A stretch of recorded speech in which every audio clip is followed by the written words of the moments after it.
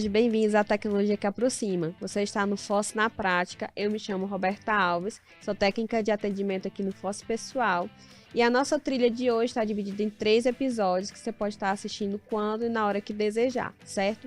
A nossa trilha de hoje vai ter o tema como férias coletivas, né, que geralmente o departamento pessoal tem essa obrigação no final do ano, né, por causa dos feriados natalinos e de entrada do ano, que faz aquelas férias coletivas no finalzinho de dezembro.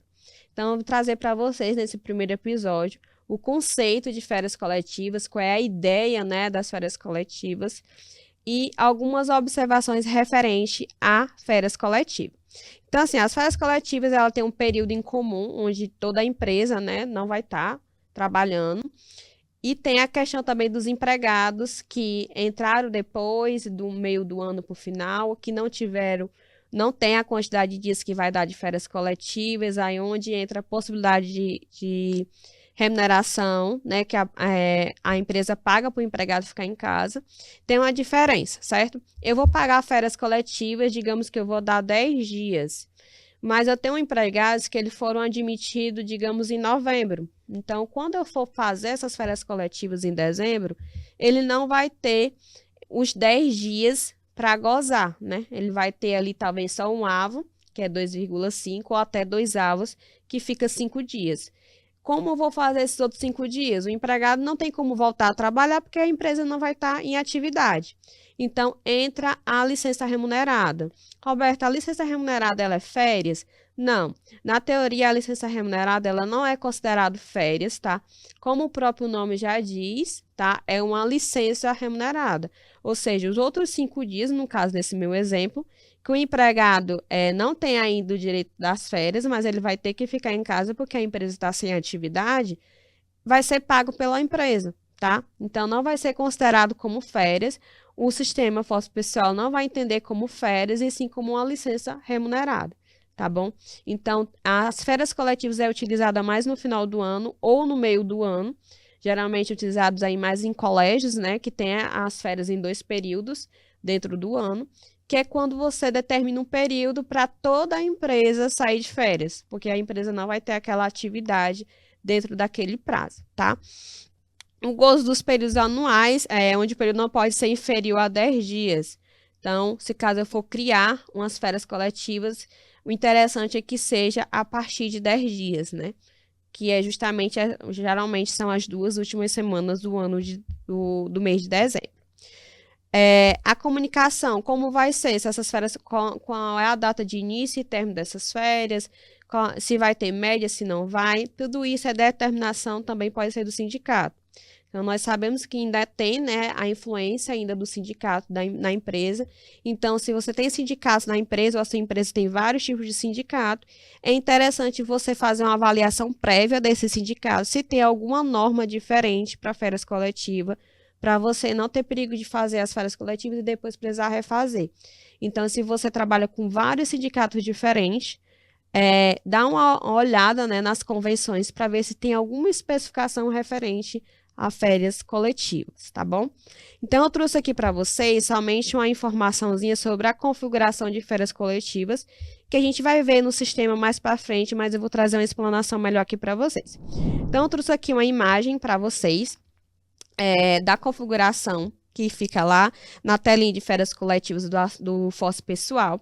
Então, aqui explicar para vocês essas 2 abas. Temos a aba de menos de 12 meses e a aba de mais de 12 meses.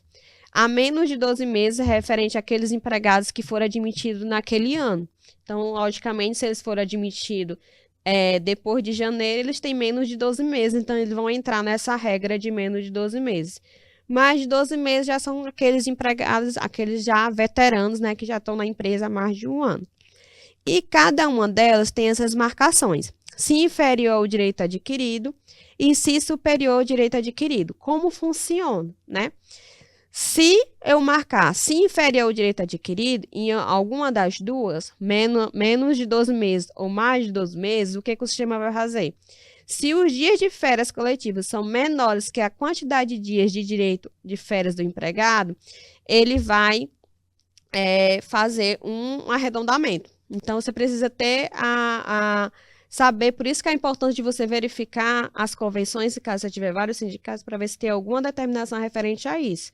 Se vai interromper o período aquisitivo e vai criar um novo, se vai dar todos os dias que tiver do período aquisitivo e começar um novo do zero, sem mexer na data de início. Então, tudo isso pode ser visto na convenção, porque a convenção pode determinar algo diferente do que já é de costume, tá?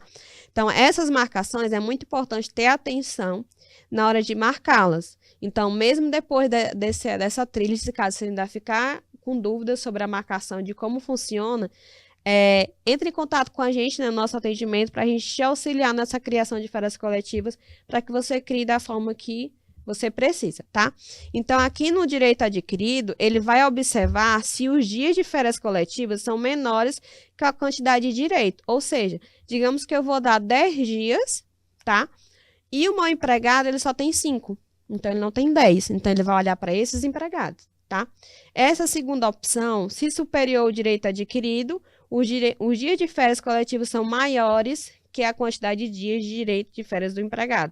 Ou seja, eu vou dar 10 dias de férias coletivas, mas o meu empregado tem 20 dias. O que eu vou fazer? Eu vou dar os 20 dias ou vou encerrar o período e vai gozar esses 10 dias e ele ficar os 10 dias para gozar depois, né?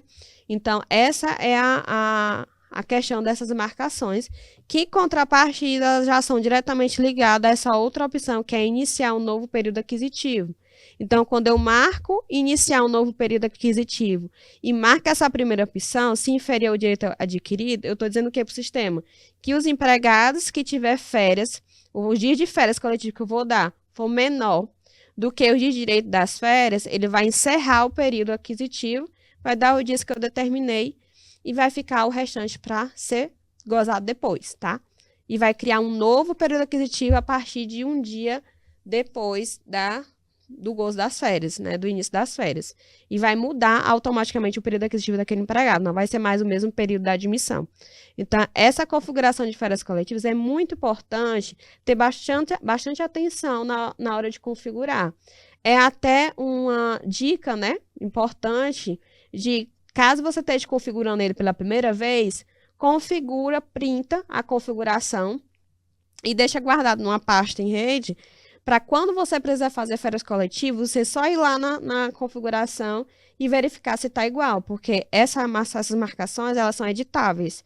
Então, você pode configurar, ficar todo certinho do jeito que a sua empresa precisa, mas vai que outro usuário for lá e por algum motivo desmarca alguma marcação e você não percebeu. Então, configura, printa, guarda aquela imagenzinha numa pasta para você sempre estar conferindo como deve ser a configuração padrão para a sua empresa. Então, esse foi o nosso primeiro episódio, né? A explanação das férias coletivas, mas fica ligadinho que no nosso segundo episódio a gente vai ver isso na prática, né? A criação das férias coletivas na prática no FOSS pessoal. Então, até a próxima!